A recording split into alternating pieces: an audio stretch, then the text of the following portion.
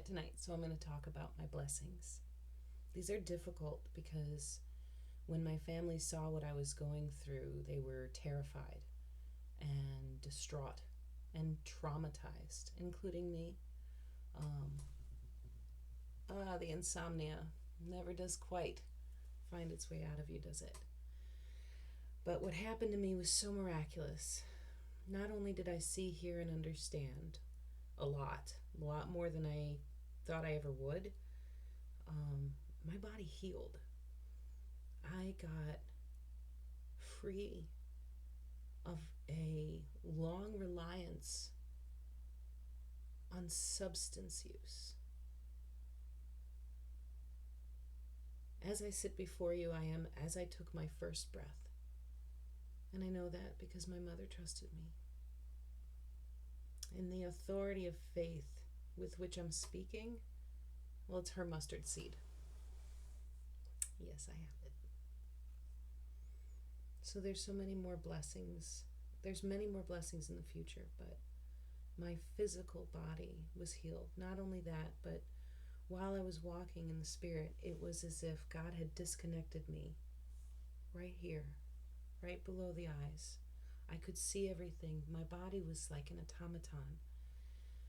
But it was so amazing. I couldn't stop laughing. It was as if, because I've done a couple of strange things. Christians, I don't know if this will resonate with you, but I've forgiven people, and I've worked very hard to forgive people.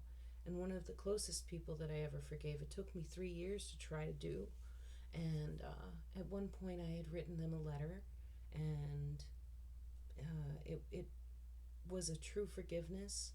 And later on I found out that actually was not received.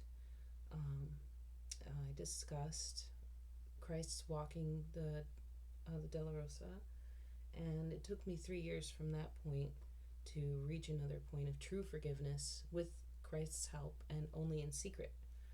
But I am a sinner. So when I was forgiving this person close to me, as an afterthought, I tacked on forgiveness for the whole world. But it was just a momentary, well, I'll forgive the world for everything that they've done to me in the past. But the cool thing about being me and having synthesia is that when I did that, these things happen to me all the time. So I thought little of it at the time. But when I forgave the world, I witnessed a rainbow shoot out of me on the left from my heart. And out it went. I have no idea where it went off to. But I did. I had forgiveness in my heart for all the way. And guys, I'm not sitting here in my trauma a whole lot. I really am not. Despite the tone of this project, this is about hope.